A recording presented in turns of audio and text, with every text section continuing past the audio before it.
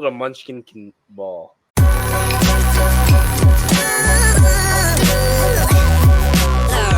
The following is a presentation of the Belly Up Sports Media Network. Let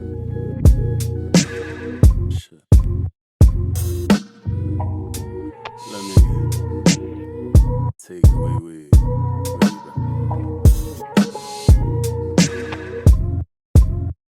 What is going on, everybody? Welcome back to Sideline Summit. I'm Antonio Perez, joined as always by Danny Cole, DC, UPenn's finest, and Chris Culture, CB Culture Boy. We have another great episode for you guys today. Week 5 in the NFL just wrapped up.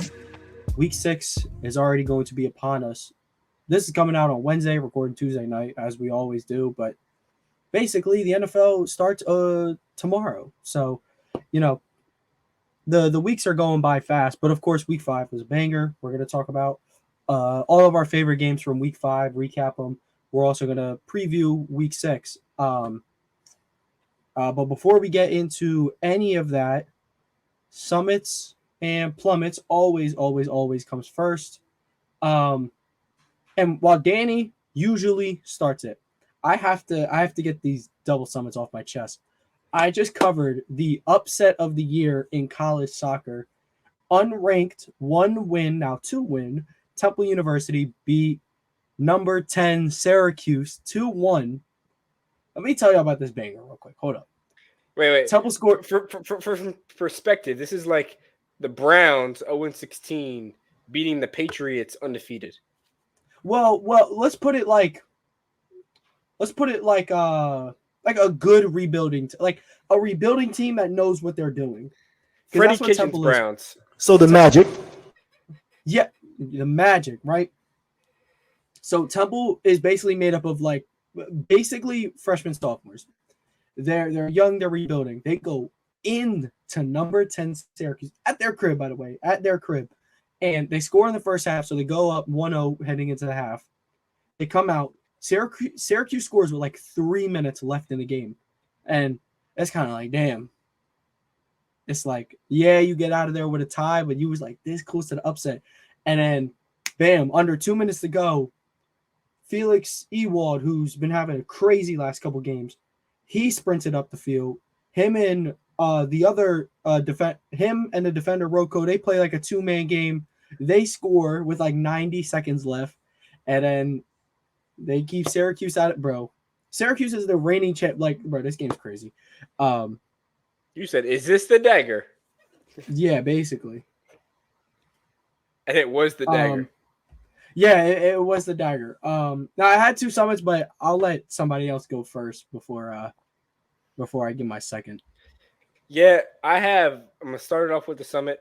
So since our last episode, the Philadelphia Phillies closed out the Marlins and moved on to the divisional series. And if I would have been recording last week, I would have said, "Yo, the Phillies going to Atlanta. They got to split the series." So I'm going to take this as a W. A lot of people are thinking, "Oh, like they blew the game." It's a win in my books. They went to Atlanta and won 1 of 2. All you need to do, go back to the bank. You don't lose at home. That's my summit. Plummet of the week, it's got to be the Minnesota Vikings. You were close against the Chiefs. Now Jettas goes on IR. Kirk Cousins does not look like he's going to be a Viking next year. He's probably going to get traded at the deadline. Maybe the Jets. Maybe you never know.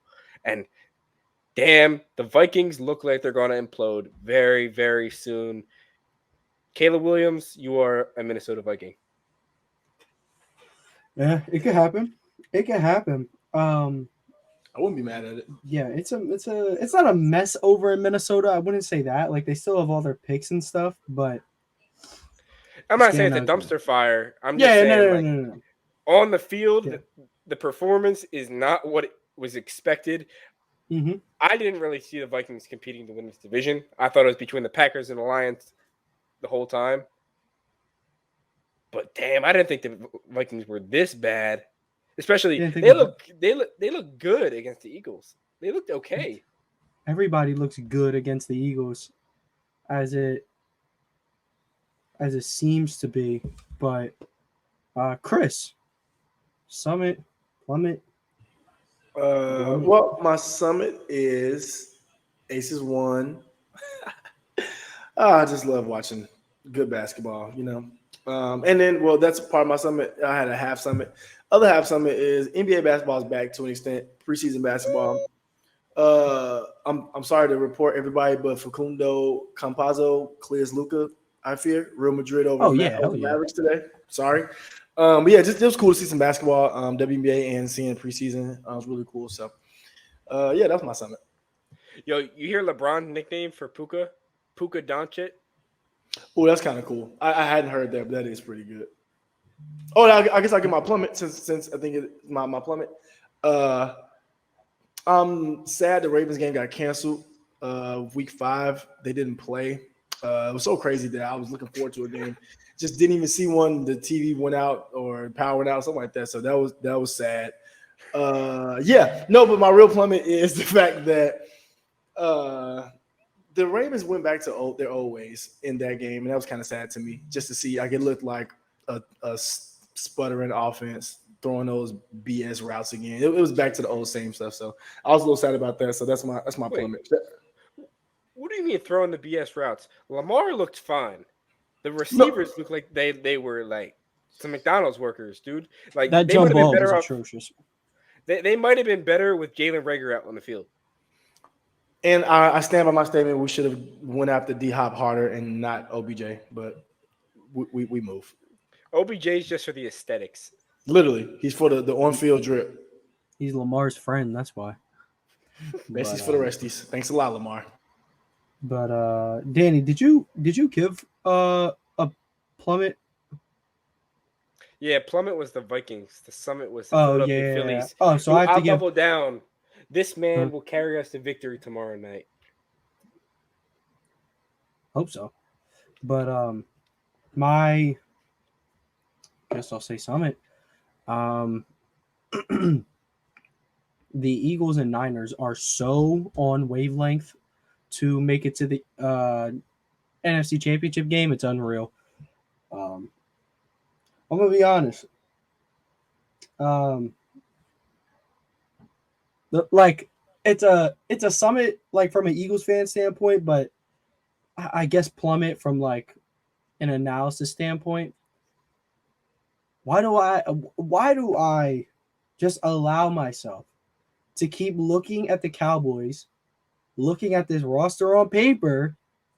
The roster on paper makes sense. It makes sense. So good on paper. It's better.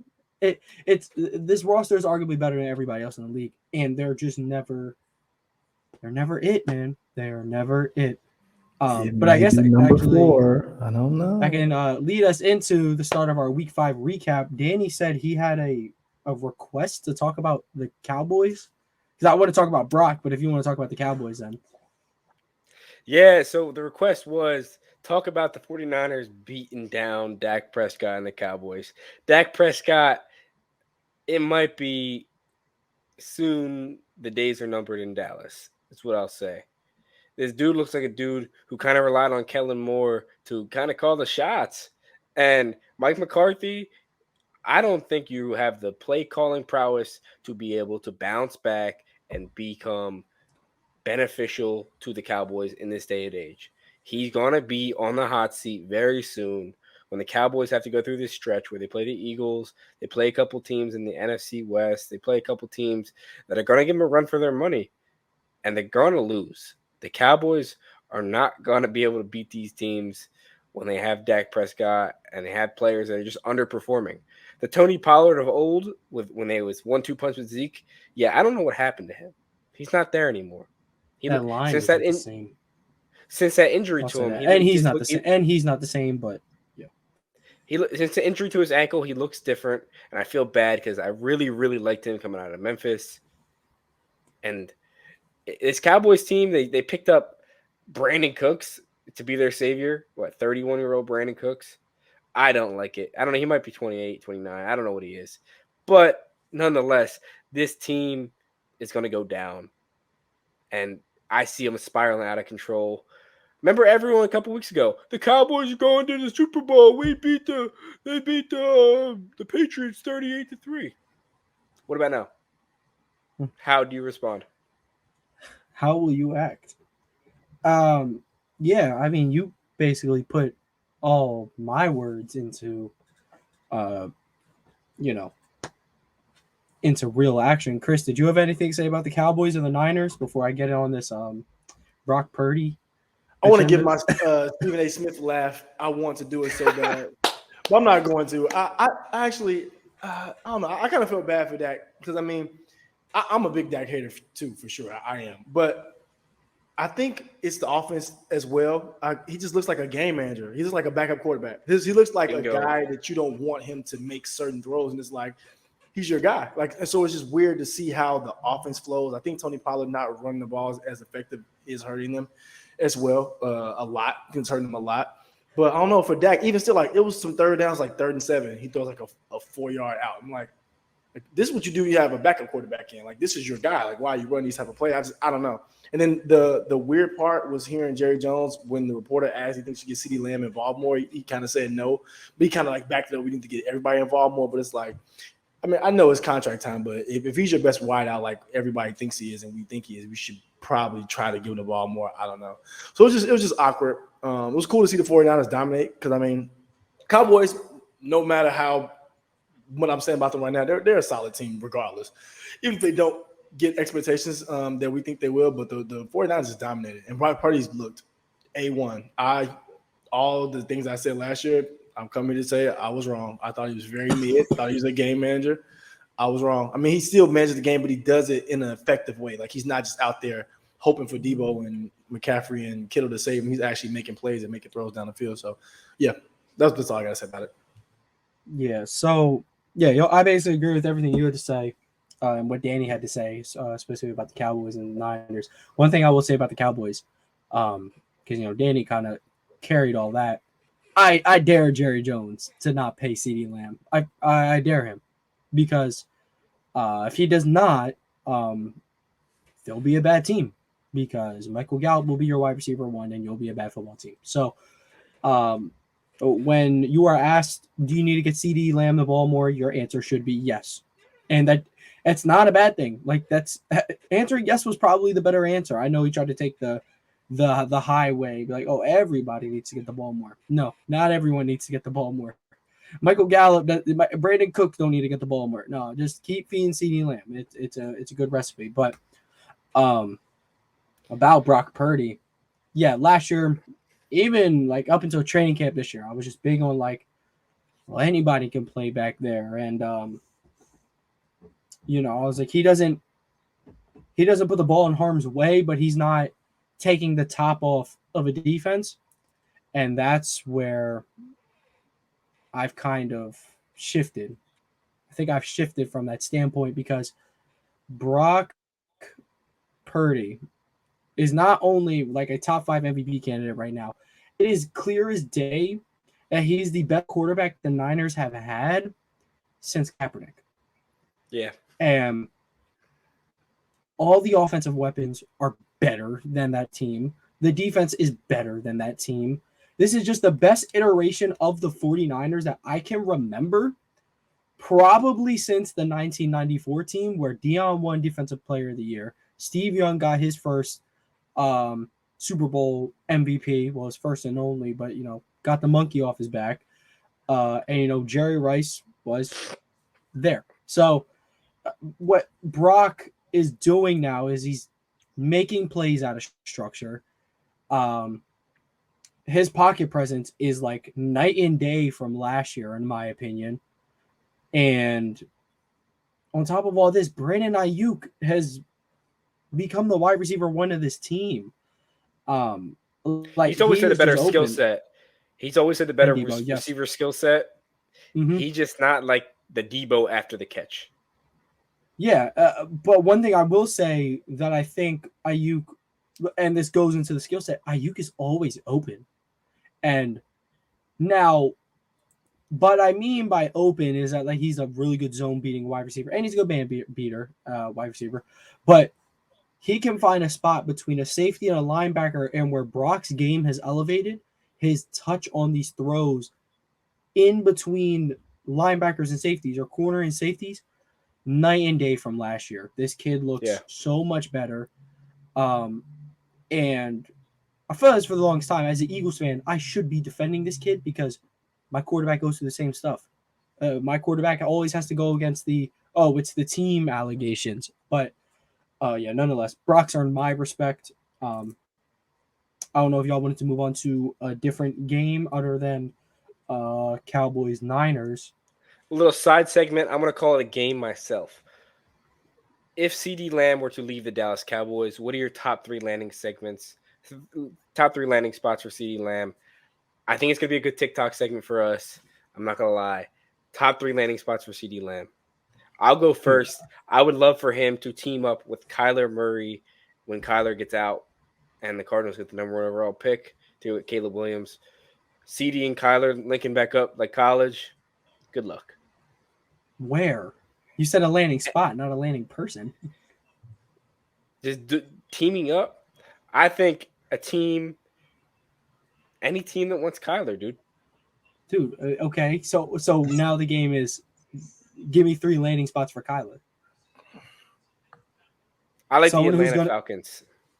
The Atlanta Falcons, they're going to take on the short, injury-prone, slightly overpaid quarterback. Might as well. I mean, the rest of the team's cheap, so it's not to a be bad honest. spot. But they can't afford. They're not going to be able to afford CD and trading for Kyler. I think the Cardinals would have to. The Cardinals would certainly have to eat some of Kyler's contract. I think the Cardinals are honestly better off keeping Kyler Murray. So I agree with you. And they're probably going to do that if I had to guess, because they're not going to get the first pick. And Drake May is certainly not better than Kyler Murray, in my opinion. So, heck no. I don't think Drake May is that good. Hot take, and it might be hot. I don't know. He doesn't really like jump off the screen to me when I watch him. I've watched him all this year because I feel like I missed him last year. But yeah, I don't know. Maybe I'm missing this so far. Could be. I mean, North Carolina has been playing like over dominantly like to their competition. But I will say, I think Drake May is closer to Caleb than he is to whoever quarterback 3 is, whether that be Bo Nix or Spencer Rattler or Shador if he's entering. Shaduki. Or if he's entering this. Shaduki. But yeah, but Danny, since you did ask for 3 landing spots for CeeDee Lamb, if you were to leave Dallas, one would be Baltimore. They need an evident as day wide receiver 1. It's hilariously bad. We'll even take a spare wide receiver 2 if you got him. If you got a spare one, we'll take him. See what he can do. Yeah. Jesus Christ. So Ravens would be a spot that I think CD would fit nicely. They need a wide receiver 1. Another place would, I mean, maybe not the hottest market, but New England needs a wide receiver 1 bad, and they might actually go have Caleb. So Caleb and CD, that would be a good start. And lastly, I don't think they have the money, but like Bryce Young could really use a guy like this. I was thinking CeeDee Lamb to North Carolina. But unfortunately, they paid Adam Thielen, so don't know where the money's going to come from. Mm-hmm. Yeah, I have my 3 too. So Baltimore was one of them, so I'll take that one off. I have Chicago as 1 because if they do well with, I mean, they're going to get 2 top picks because they stink. If they can rebuild and maybe add CeeDee Lamb as a real wide receiver, not real wide receiver 1. I think DJ Moore's wide receiver 1 too, but I would like CD over there as well to give Justin more weapons. Kansas City, which I know they won't be able to pay him, but I think that'd be perfect because I think Pat Mahomes, CeeDee Lamb, and Travis Kelce, GG's. That and then this last one might be a little out of water, but Prince that was promised, CeeDee Lamb. I know Calvin Ridley's cool. I do. I like Calvin Ridley too. CeeDee Lamb, Prince that was promised. IDK sounds like a good one. You know, Calvin Ridley is a free agent at the end of the year. Oh yeah, well there it is. Makes even more sense then. You're dreaming up nightmare scenarios over in the AFC. Dude, I would not want to see these teams. These teams would be pure hell. Well, you know what a real nightmare is? Turn on your TV and watching TJ Watt getting blocked by one guy. That's a nightmare. That's actually a nightmare. I'm actually thinking about it right now. A nightmare. The Niners did that with Hassan Reddick, and we saw what happened to their quarterback. Literally. Yeah. Brock got sent out and suffered his only loss as a starter. He didn't even get to finish the game. Christian but- McCaffrey quarterback. Yeah, they should have threw the ball. Another game I want to talk about. Actually, I want to talk about the Eagles game. Not only so the offense was fine for the most part. Jalen threw a red zone interception. It was pretty bad, but otherwise, I thought he played really well. But the Eagles don't have a slot corner problem; they have an overall corner problem. But besides that, it's more about what Desai is calling. It will be a 3rd and 2 situation, and he will have Slay and Bradbury playing 8 yards off, which is weird. And then it will be 3rd and 10, and he has him playing press, which, again, makes no sense. He's calling everything backwards. I mean, everything he's doing with the defensive line, it's phenomenal, in my opinion. I like what they're doing with that, but what he's cooking up with the secondary just doesn't quite make sense to me. And he's lucky that the offense kind of just held the ball for the entire second half and didn't really give Kupp and Puka and Stafford a chance to get back into the game. But credit the Eagles' offensive line. Aaron Donald was a non-factor in this game entirely. That's big thanks to Kelsey, Dickerson, and Opeta. I think he started in place of Cam Jurgens. So, yeah, those are my thoughts on Eagles game. Offense was awesome. Goddard had a big game and whatnot. So, yeah.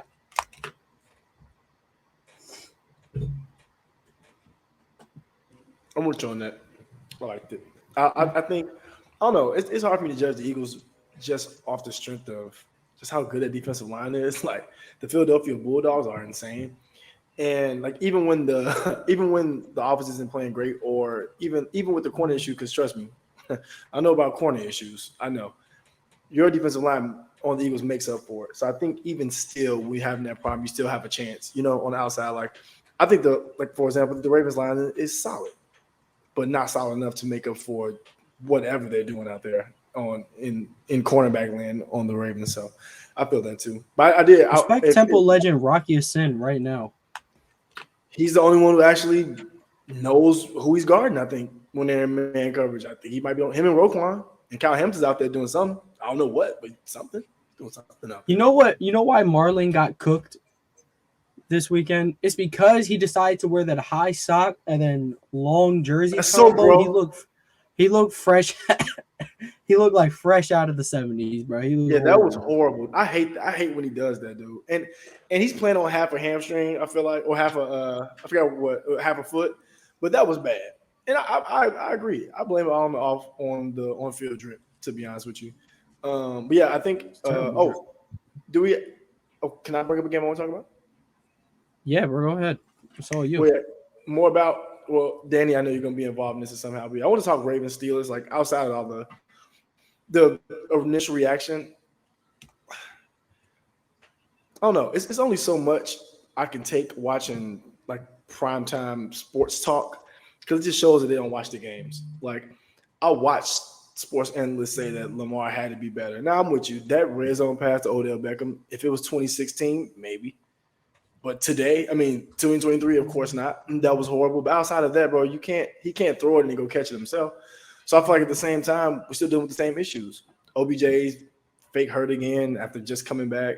I'm always nervous about Bateman, and Bateman dropped the touchdown.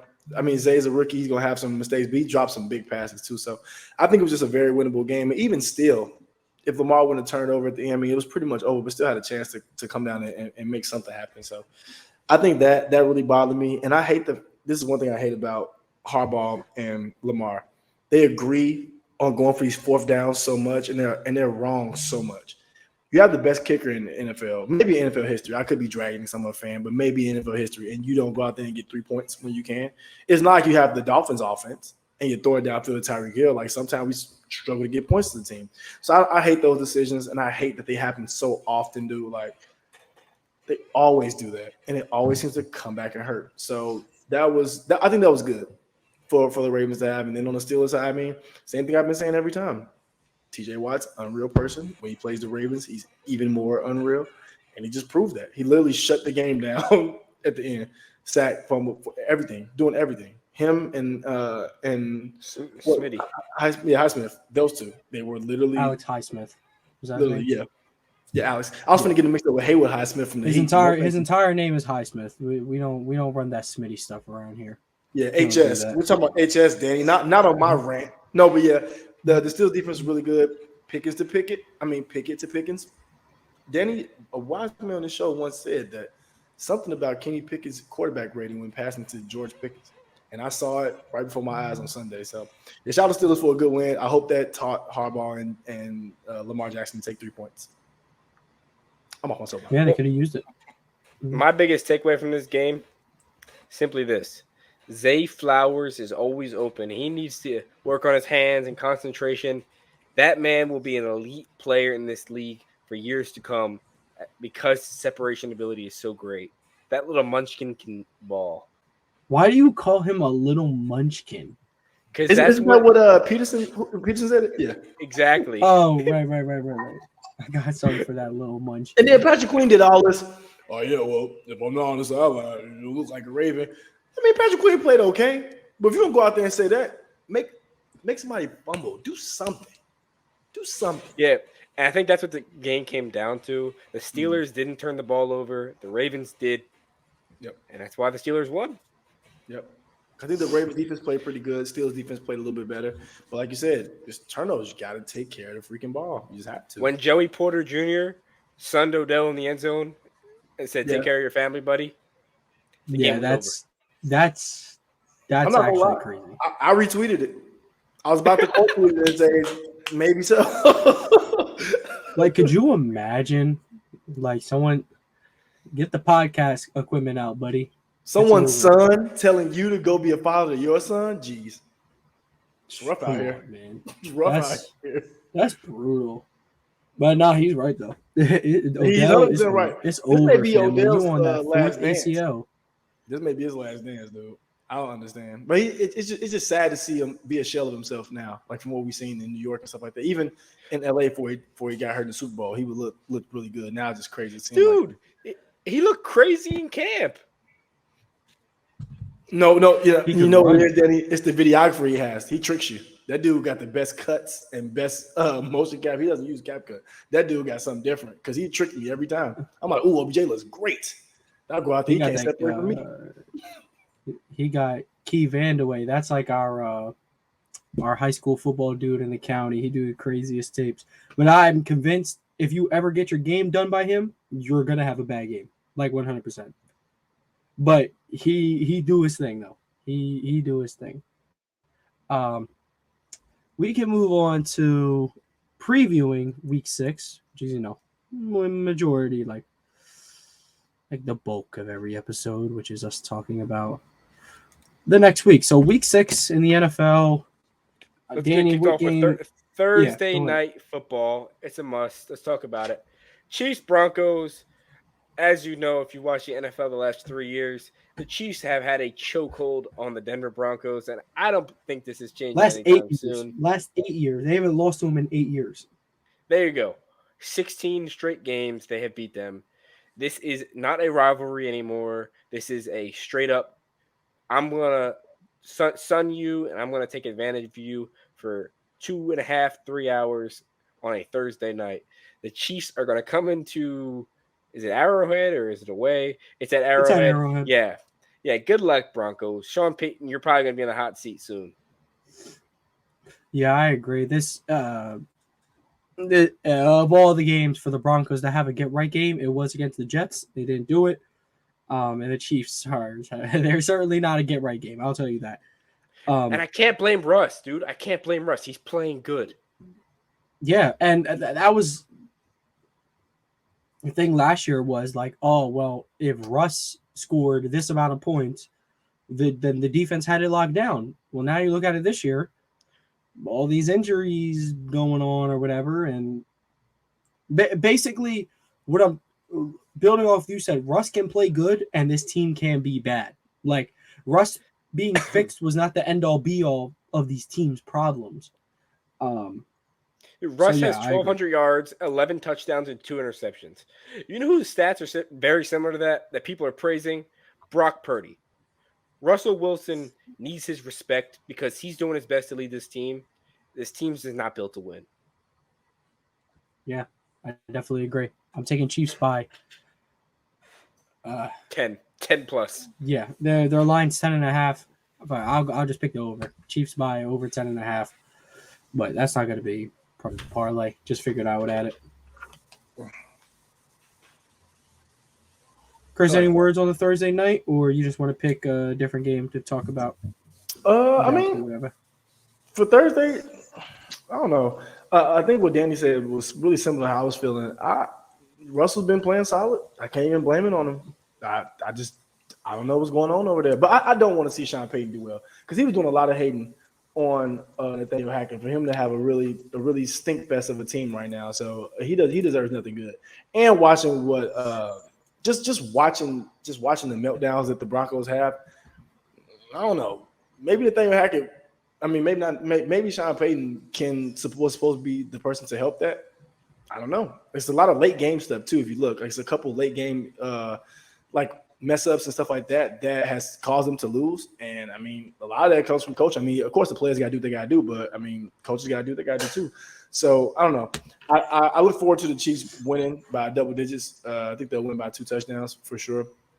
And then I like this is so random, but I like watching Isaiah Pacheco run the ball. It looks like he's always like angry. His knees to his chest, like he has the perfect run build, and that dude runs through people like he's made of concrete or something. So that'll be cool to watch him run through what's left of the Broncos defense. Yeah, I mean, what's there to say that hasn't been said? I mean, Broncos are they're bad, and it used to be. And I don't even feel bad for him because I don't like Sean Payton. But a game that I'm looking forward to this week of throughout all the potential stink fest and whatnot. A game that I think has the potential to be very good is the Monday night game, Cowboys-Chargers. Now, this is just two teams who, when you need an absolute banger out of them, they won't be there. They're not showing up no matter what. And it's a large part due to coaching. But for this game, the Chargers are going to be well rested. The Cowboys are obviously coming off an embarrassing loss, like one of the most embarrassing Cowboys losses I can remember, at least regular season wise. What I predict for this game, though, I mean, Chargers are home, but Dallas is favored. I do expect that. I do expect the Chargers to win this game. I think a well-rested Herbert. Yeah, they don't have Mike Williams, which is very, very unfortunate. But they have his clone though. Yeah, I mean, maybe this could be a breakout game for Quentin Johnston, but I look forward to them taking advantage of the understuff, which they've been doing all year with Keenan Allen. Joey Bosa is going to be back. I believe Derwin James is going to be back. Austin Eckler is going to be back, so that run game's going to be back. This isn't like they're not coming off a loss, so it's not like a get right week, but this is a get hot week. Like, I think Chargers can win this game against a very competitive team in the Cowboys and build off of it, basically. Yeah. Chris, any thoughts before we move to your next game, your game of the week? Oh yeah. I mean, Tone just said it perfect. I think this is gonna be a really lit game though. I think it means a lot for your team, as much as it can mean this early in the season. Like I said, I think the Cowboys want to bounce back, and I think the Chargers haven't really got all the way on track. They showed some good flashes, didn't have like a real stinker. So I think it's a big game for both of them. So I'm looking forward to that one for sure. Yeah, Tone, I agree with your sentiment there. But Chris, without further ado, I'll let you take your pick. I have one more game to talk about. Honestly, the one I'm looking forward to, it might be similar to you guys. The Seahawks and Bengals. I want to see that game really bad because, as you guys can tell from my football analysis, I like seeing playmakers on the field. And I mean, if you want to see playmakers, you got Chase, Boyd, Higg, you got JSN, Metcalf, Lockie. You got so many playmakers on the field. I just want to see Yeah, right. Big spoon. Walker. I didn't even say Walker. It's all type of ballers on the field. So I just want to see just an explosive offensive game, honestly, because I think both teams are capable. So I'm looking forward to that game because I mean, a lot of these games have been close, but I want it's like a close shootout. You know, like a 35 to 37. 35-38 type of game, something like that. So yeah, I'm looking forward to that game, kind of being as close to that as it possibly can be. Yeah, I think the Bengals have a chance to get back on track here. I know I've been talking a lot of Bengals hate recently, and I think the Bengals got back on track against the Cardinals, but I still think my NFC Championship prediction of the Seahawks after a bye week get on a roll and beat the Bengals and put them down in the dirt at 2-4 after a shootout, like Chris was expecting. I will say with the Bengals, the fact that they won against the Cardinals and then the fashion that they did it, they could afford a loss to Seattle. But I think because they're home, I am going to go with the Bengals. I thought Joe Burrow looked way better in the pocket. He could maneuver a lot more how he wanted to. And Jamar Chase has let it be known he's open. And Always. I mean, Always. this is obviously going to be Witherspoon's biggest matchup. He's going to be playing one of the 5 or 6 best receivers in the NFL, coming off what might be the best wide receiver performance of the year. I mean, almost 200 yards, 3 touchdowns. Maybe I think DJ Moore might have that. Let's say DJ Moore entered the chat. Nonetheless, I'll tell you this one thing. Yeah. Tariq Woolen on T. Higgins, he's going to lock him down. Tariq Woolen is not moving me as a lockdown guy. No. But on T. Higgins, big body versus big body, I like Tariq better. If it's big body versus big body, I'm going receiver 10,000% of the time. You know me.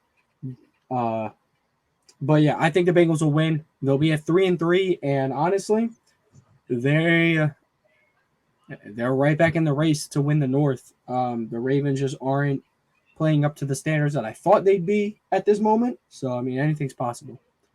Yeah, the North is a whole open book right now. The Steelers still have to prove that they are a legitimate offense, which they aren't.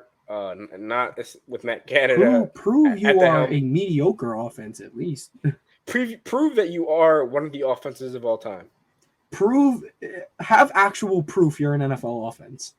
Yep, literally. Because right now they're like a high school offense, at least coordinator wise. It's pretty bad.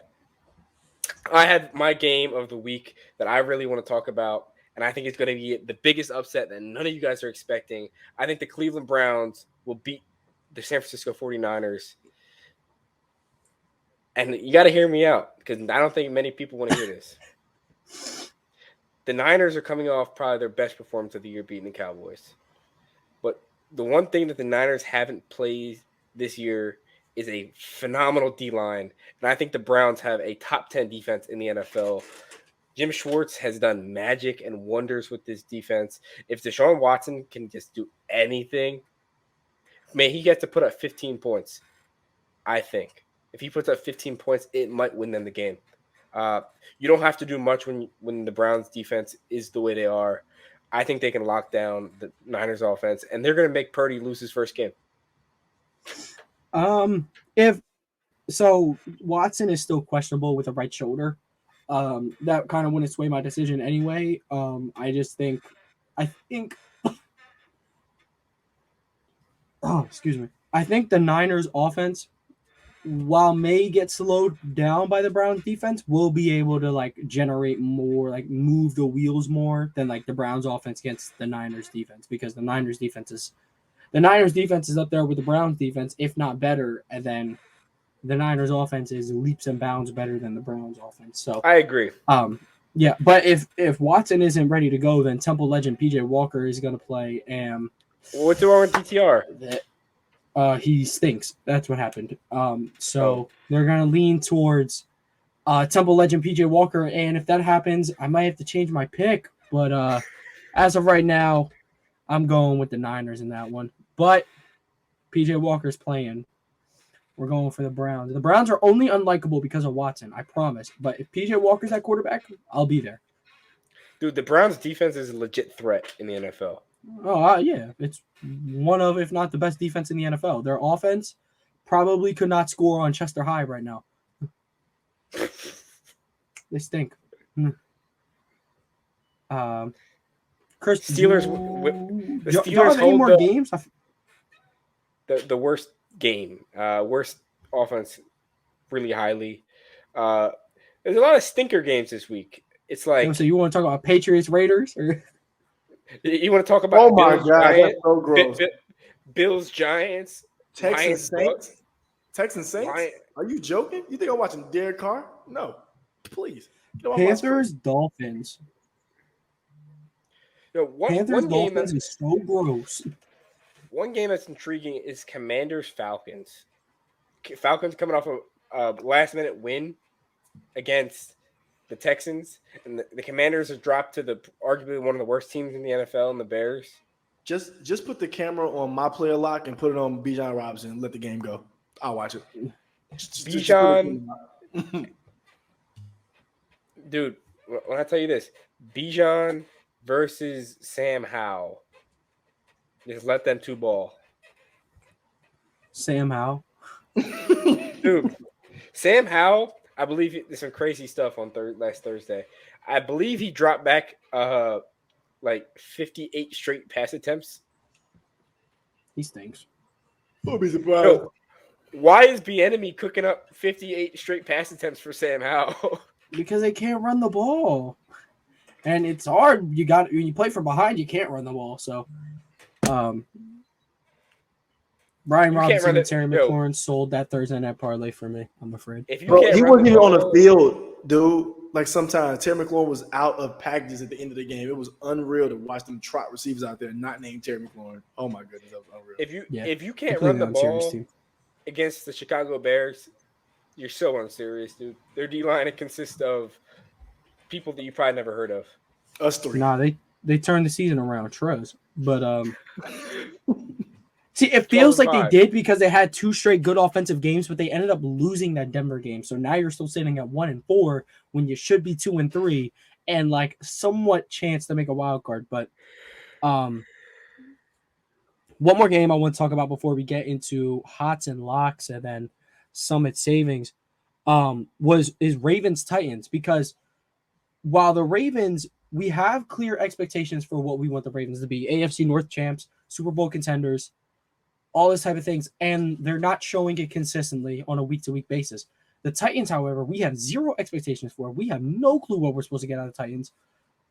One week they're destroying the Bengals, other week they're getting destroyed by the Browns, and then next week they're losing to the Colts, and we have no clue what they're supposed to be. So I'm excited to see this game because Derrick Henry is, largely known as the Ravens' father, and he made Earl Thomas a fullback one time. But Unreal, by the way. That was unreal.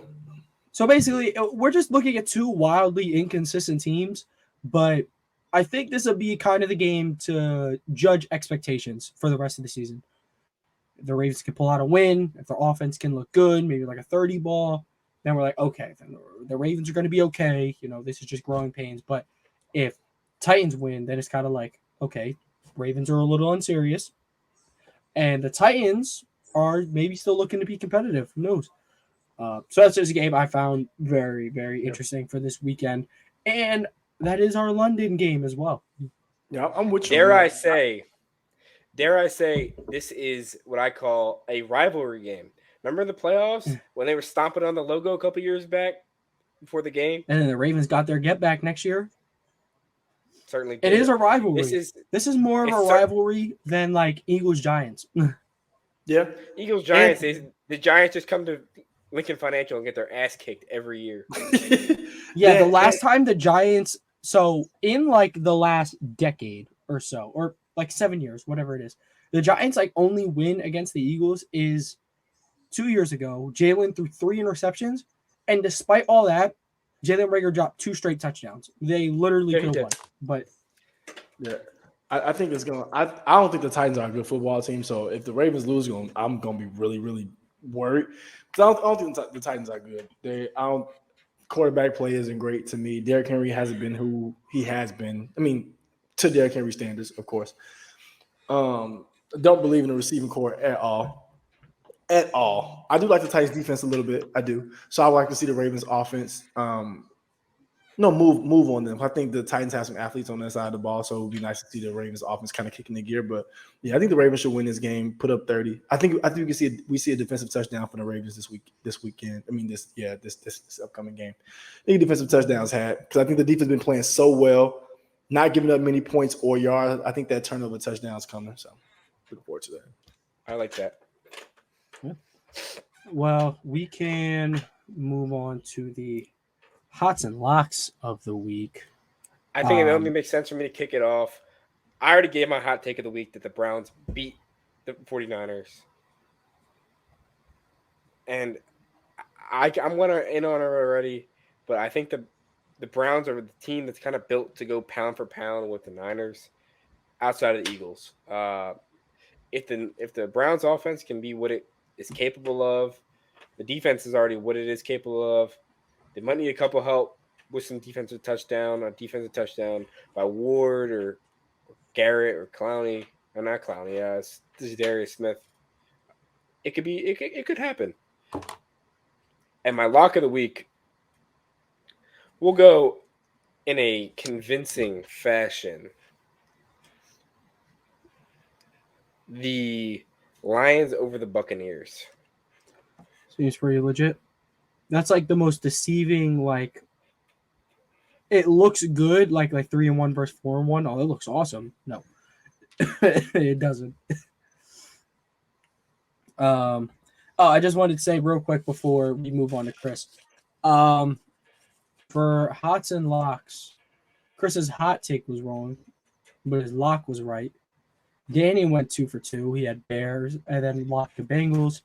May I say back-to-back 2 for 2 weeks? And then I had an outrageous stat line for Zach Wilson. Just know that didn't happen. But the Dolphins did beat the Giants because that's the easiest lock known to man. Now, sorry. Back to Chris and back to week 6 hots and locks. I'm gonna piggyback on what you just said for my lock because the Giants are playing football this week and they are a team in NFL. So I'm going to pick the Bills over the Giants. That's my lock. My hot take is that the Chargers will beat the Cowboys by 2 touchdowns plus. Ooh. Yeah. I say, because just beating the boys. Yeah, I like Justin Herbert. I really do. I like him as a quarterback. I think he's really good. He's a golden boy around here. Yeah, Justin Herbert's tough. And I think Eckler being back, I think that's going to boost him a little bit. And I think the Cowboys, I think even though they got whooped up by the 49ers pretty good, I think they'll come out and play well. But I think the Chargers offense is going to do their thing on this coming Sunday. So that's my high. I know it's kind of hot, but yeah, I'll take it. Hey, man, it has to be hot. That's what we do around here. I mean, I don't know who's just crazier, yours or Danny's, but being the 49ers, if you were to say anybody could do that right now, it's a little bit outlandish, but excuse me. So my hot take for this week, I went stat line last couple times. Can't do it no more. I have to pick a genuine upset. I have to do it. Oh my God. What's a genuine? Okay, you know what? Let me get the lock out the way first. Like Chris, as the Giants are a football team, the Panthers are also one of the teams ever. My lock is going to be Dolphins over the 0-5 Panthers. I feel that's pretty safe. Honestly, locking the Dolphins. Why don't we all just do it? It's so easy. So I got Dolphins over Panthers. My hot take? Pick the Bears over the Vikings, man. Is that hot, though? Well, Minnesota's favored, but... I'm going to pick that at first, but I'm like, Minnesota doesn't have Justin Jefferson, even though they are favored in the books. It's like... But I remember that the Bears are the football team in the NFL, so there's that. I guess this could be my hot take. I'll take Cardinals over Rams. The Rams have not necessarily looked like the same team that came out in the first 2 weeks of the season. The Cardinals are genuine, they are okay. But I think they I think they spoil the Rams weekend. I think Josh Dobbs go out, get another win. For the Cardinals, boost them to 2-4. And yeah, so I'll take Cards over Rams. Cardinals over Rams for my hot take. I think your hot take was kind of implied early in the episode is that the Chargers beat the Cowboys as well. Well, them just beating them isn't hot enough for me. Could see that Chris picked them to win by 2 touchdowns. Like, that's hot. You picked the Browns to win a football game against the Niners. That's hot. But, like, I don't know. There's nothing juicy for me on the table, I feel like. But, yeah, you know. But nonetheless, we can move. Yeah, I'll say, it's time to do our Johnny Manziel and get your summer savings out of the way. Wait, Danny, before you get started, I just want to recap what we did last week. Chris, Hurts anytime touchdown, it's too easy. Allen over 1.5 touchdown passes, easy. CMC yards, I don't think he got it. I don't think he did. I don't think he got that rushing yard mark. I think he barely missed it. Yeah, so you went 3 for 4 because you picked Derrick Henry to score, and that didn't happen, unfortunately. I hate him. Danny, I don't think any of Danny's guys scored, actually. So that's brutal. Who are they? Reminder. Henry, Swift, and then you switch Gibbs to Warren. Nope, none of them scored. And then mine, I went 3 for 3. Diggs. Oh, no. I went 2 for 3. Apologies. I thought Brown scored, but I remembered he just had a bunch of yards. He didn't score. So nobody really hit last week, but this week, Truz. Big Truz. Yeah. So I guess I can start with my Summit savings. Just starting that off with that because Shador is my favorite player in college or NFL right now. Yep, I'm a casual. So yeah, starting off. Does Jalen Hurts play football this week? Certainly does. So. In New York Jets. Have they outlawed the tush push yet? Have not. Jalen Hurts. No, but they named it brotherly shove. Oh, the brother. I kind of like that name too. Yeah, that's a fire name. Well, either way, brotherly shove, tush push, whatever. I'm taking Jalen Hurts anytime touchdown. Book it. I know one of these weeks is going to fail me at some point, but not anytime soon. I'm taking that. Taking TJ Hawkinson anytime touchdown because no Justin Jefferson, and they are playing the Bears. And, I mean, I can't name a player in the Bears secondary not named Jalen Johnson. Off the top of my head. Oh, Jacoby Brisker. Is Brisker over there? Jaquan Brisker, yeah. Him. But yeah, I would say Hawkinson for anytime touchdown. Lamar over passing and rushing yards. I think he has a big game. Derrick Henry hasn't scored in 2 weeks in a row, so I'm taking Derrick Henry anytime touchdown. And I feel since Jamar Chase is always open, he's going to be open again, so I'll take Jamar Chase anytime touchdown too. Yeah, I like that a lot. Five leg. But excuse me, Danny, your turn. Without further ado, I'm gonna do. It's not tight end day yet, but I'm doing the 4-leg tight end parlay. The tight end parlay is the 4th week of October, so it'll be coming back in 2 weeks for National Tight End Day. It's one of the best days of the year because all the tight ends get love. I know they can't. I said the Browns are going to win. Give me George Kittle anytime. He just got 3 touchdowns last week. Give me one of the hottest picks recently, Sam Laporta, anytime touchdown. And for a team that can't cover the tight end, Dallas Goedert, anytime touchdown. And going out on a limb, it's going to sound crazy.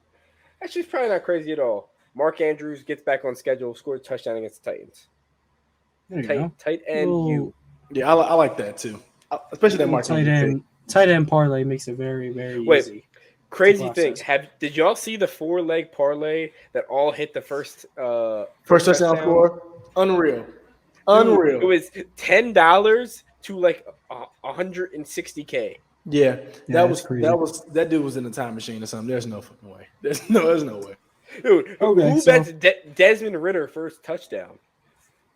Yeah, who bet Desmond Ridder on a ticket in any way, shape, or form? Who even opens up their FanDuel, DraftKings, Underdog Fantasy, whatever it is, and even looks in the general direction of Desmond Ritter.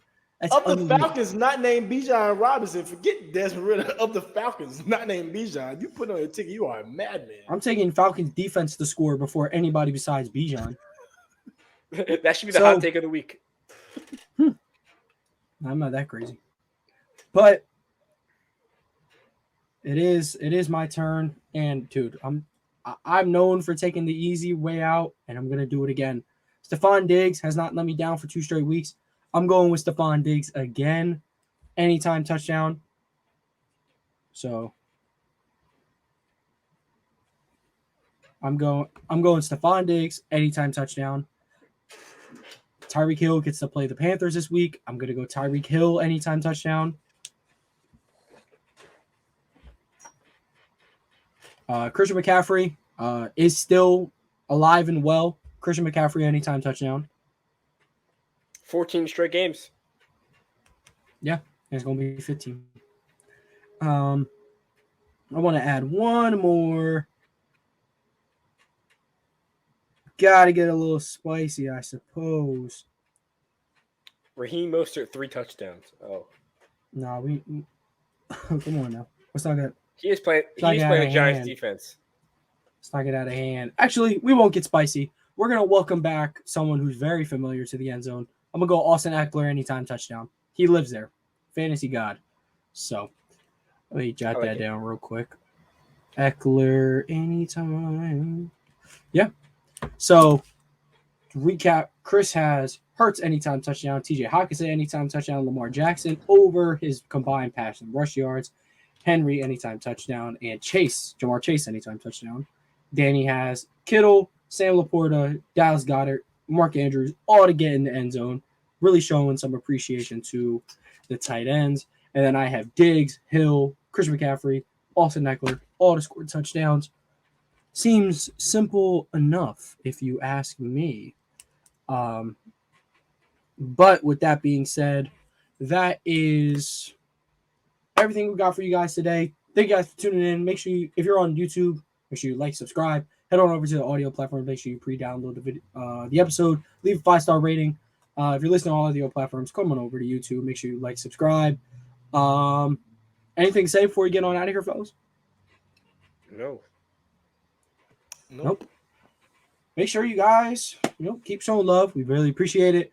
And enjoy this week of football because it's going really fast. Do not take it for granted. From AP New Freezer, Coach 2 by Migos, and DC Comics. Thank you guys for tuning in. We'll catch you guys next week. Let me take away.